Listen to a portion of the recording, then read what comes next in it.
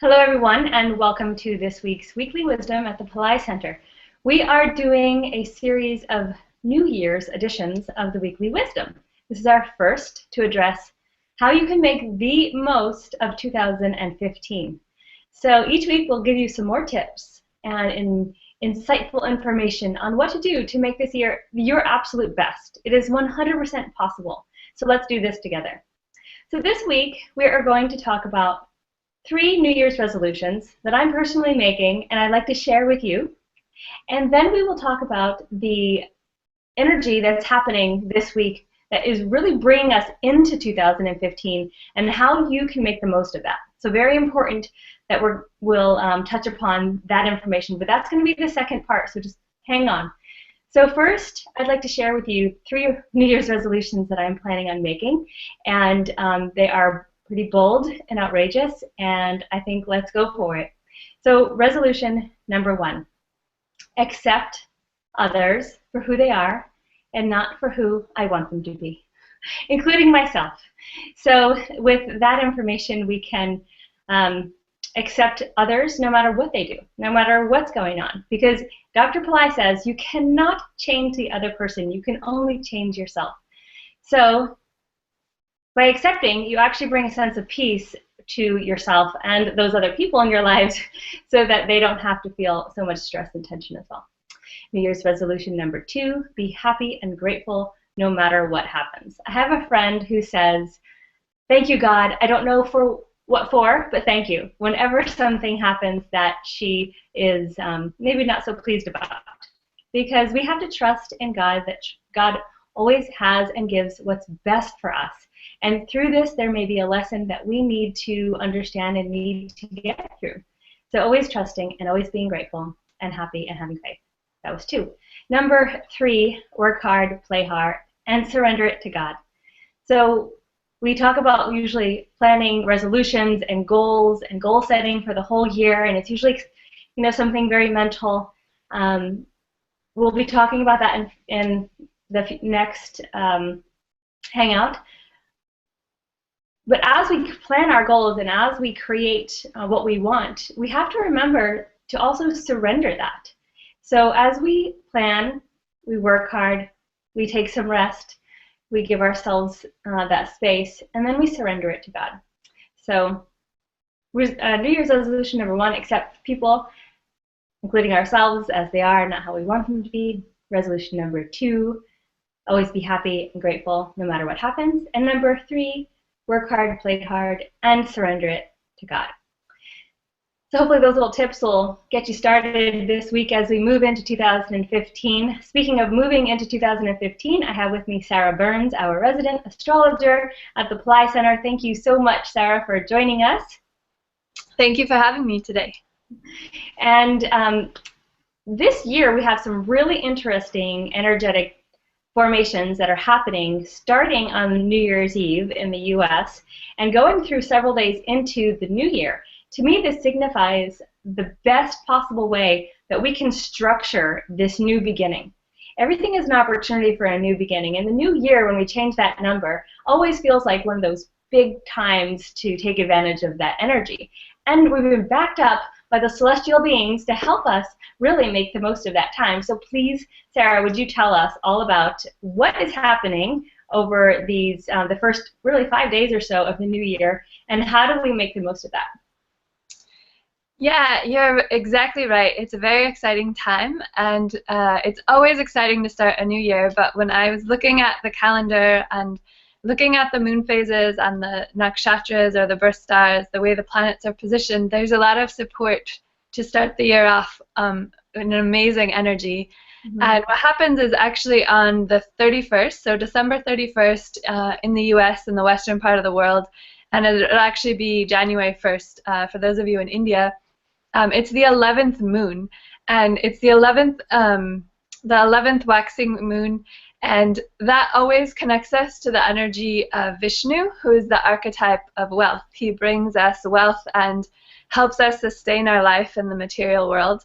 But this 11th moon is very particular because it's known as Vaikuntha Ekadashi, which is it's a special 11th moon during this time of year, and they say that it's when the vaults or the gates of heaven open, and Vishnu's heaven is full of wealth and prosperity, and this energy is abundant on this day, and it's amazing to start the year with this prosperity consciousness. So it's really a chance for everyone to let go of what didn't work or even what did in 2014 and start off with greater abundance and greater wealth from the 11th moon. The other really important part of this day that's beyond even just wealth is the position of the planet support many things on this day, including spiritual transformation. So for me, it really represents what Dr. Plllai always calls our 200% life, because there's great wealth, there's opportunity to change the way you think and create wealth in your life, and then there's a lot of celestial support for your own personal spiritual transformation. So as you start this new year, you have an opportunity for both of these avenues, spiritual and material, to be really supported by the planets, by the stars, the moon phases, and all of the divine beings that help us work with these energies. So this day, again, it's New Year's Eve in the US and Canada, this western part of the world, and New Year's Day in India. It's extremely powerful and a time you don't want to miss, a time you want to tap in to all these energies and really make the most of it. Mm-hmm.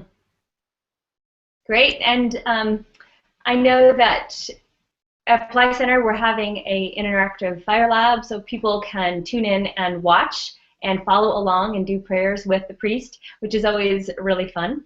And that's for health and wealth, and that's on New Year's Eve. So it'll be a perfect time to tap into those energies. Fire Lab, Dr. Plllai says, is the most powerful ritual one can do. And we brought it to your home. So you can do it as part of your New Year's Eve celebrations.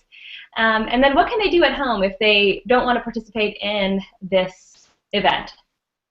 That's a great question. So, and the fact that you said health and wealth is also, excuse me, really great, because Vishnu, again, can help you with your health, anything in the material world. So if that's your main concern, remember that he's a great protector as well. So health and wealth will be abundant on that day. If you can't participate in the fire lab, any type of prayer or offering to Vishnu is really great. You could light a lamp to Vishnu. You could chant the sounds for Vishnu. Traditionally, the 11th moon is a day of fasting, and that's a little bit different for everyone how you want to handle fasting, but it can be something that if you want to try that, you can do that. It's a way to honor the energy of the day and to focus on the 11th moon, and that's a small thing you can do. Mm-hmm. So any way you can celebrate Vishnu and prosperity, you could write out mantras. Again, lighting the lamp is always really powerful. You could, if you have mala beads, if you have a Vishnu, like a Tulsi mala, or there's that green jade mala, you could wear that on the day. And just also, as you said, sort of setting goals for the new year. Think about prosperity, think about health, think about your own spiritual transformation, and maybe take the opportunity to write your goals on this day. Yes, that's a perfect thing to do.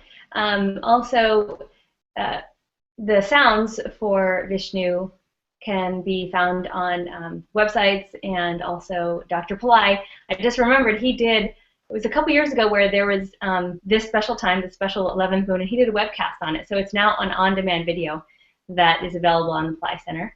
And even just like Vishnu's name, VISHNUVAI, just say that over and over and over as your mantra, if that's all you can do, and be in tune with that energy.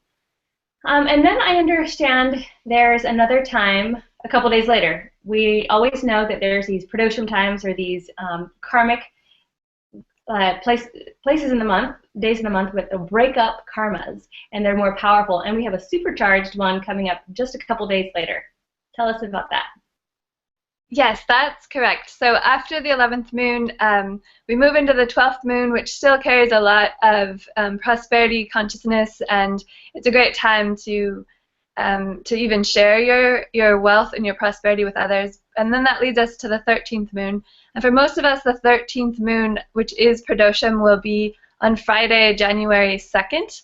And you can check your calendar for the timings wherever you are in the world, because the ideal time for pradosham is that hour and a half before sunset in your location. But I think for most of us it'll be January 2nd. And this is a very auspicious pradosham. One, just that we have pradosham to start the new year, that you have an opportunity to clear your karma at the beginning of the year. And two, it's also a very wealth-oriented pradosham. It's very much about clearing out old thoughts and patterns and belief systems regarding wealth. So it's this combination between the archetypes of Shiva, who's always associated with the 13th moon and can help us through his divine compassion to really clear our karma. And really at the deepest levels, you want to release all of the old and make room for the new. But this particular one is also connected to the goddess, to the energy of Lakshmi and wealth. And so it brings in all of this energy of prosperity. So again, it's an opportunity to do all of the karma clearing rituals. You can, again, do chanting. You can do the lime technique where you roll lemons or limes or even coconuts, and you either break them or slice through them, and they absorb your karma, and then you can discard them. And in addition to that, you can invoke Lakshmi and the blessings of the goddess and use your goals and use your desires for this new year and bring forth that energy of prosperity consciousness and all the support of the goddess to help you manifest. So it's an unusual pradosham, but it's divine timing that it's happening at the beginning of the year for us to really start off on the right foot. Yeah, perfect. And thank you for telling us what we could do at home. And there's pradosham rituals that get done for you in India as well. And if you join the full package that we have for January, which includes all the interactive fire labs, I think there are 6, and then the 2 pradoshams are included for free. So if folks want to really make the most of, your biggest bang out of all the rituals, that's the best way to go. And then a couple days later, there is a really big celebration. Yes, a couple days later. So I think it's the 5th of January is the celebration of Shiva's birthday, and that's a great day. Again, this archetype of Shiva comes into our life and teaches us about compassion, about enlightenment, and brings in this glorious energy. It's very much associated with the dancing Shiva too, the Nataraj, sort of that balance between stillness and movement in all of our life. And it's an alignment with the birth star of a Rudra, which is Shiva's birth star, and it's known as a star of compassion. It's a very fierce star that often brings great change, but it always does so out of compassion. And that energy is amazing to start the year off with, that blessing, and tapping into, it's really about your own consciousness and taking it to the next level with this divine guidance. So it's not a day you want to miss either. There's all of these very auspicious alignments of the celestial beings with these divine archetypes who are here to support you as you move into this new year. So you want to make sure, again, you can look for all of the offerings that we have, and then you can always do, again, simple lighting of a lamp or chanting, or really just tapping in and doing your meditation on that day as well. Could be a great thing to start the new year. Yes, perfect. And just so folks have the sounds, Om Namo Narayanaya for Vishnu, so that's Om Namo Narayanaya for Vishnu, on New Year's Eve to New Year's Day. Pradosham, Tirunilakantam Makaral Shivaya Nama, Tirunilakantam Makaral Shivaya Nama, and then on Lord Shiva's birthday, Om Namah Shivaya, Om Namah Shivaya. So those are the sounds you can use on those days if you are at home and doing your rituals and your praise. And we are going to have another interactive fire lab for the celebration of Lord Shiva's birthday, and that will be always made very special. We do these kind of big events in a little bit more dramatic way. Sometimes there's gifts that are given out as well. So as I said, if you want to tune in to any of the rituals that are being done in India, the fire labs are the ones you can watch on webcast and participate along with the priest, and pradoshams will be done on your behalf.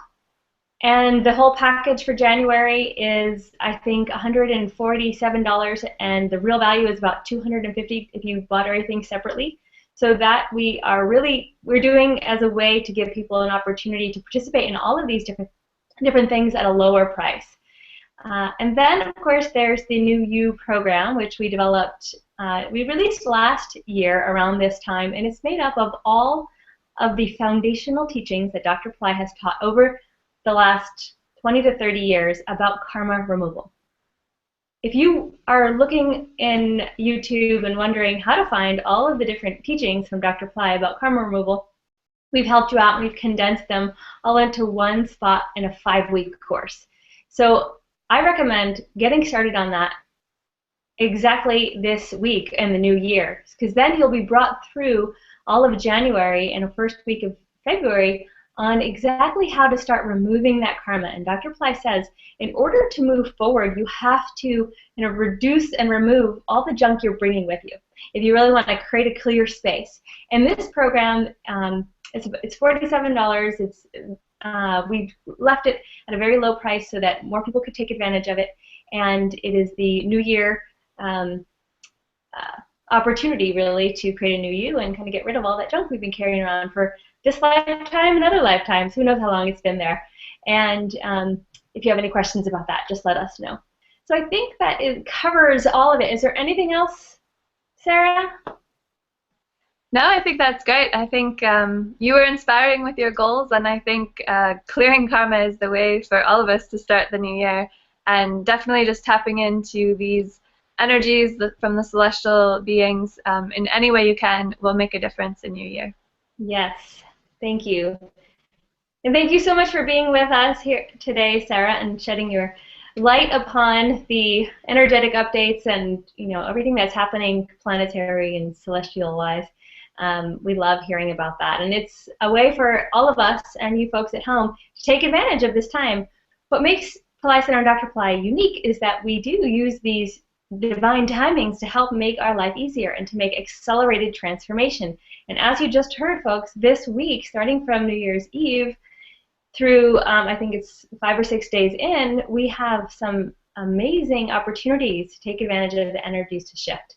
So not only will you be working on your goals and kind of creating what you want to do in this new year, but you'll be supported by the planets and the moon phases and the stars on how to do that most effectively, and that is priceless. So thank you all for joining, and we wish you a very, very happy, prosperous, healthy, joyful 2015, and we will see you next week with some more tips on how to make the most of your new year. Namaste.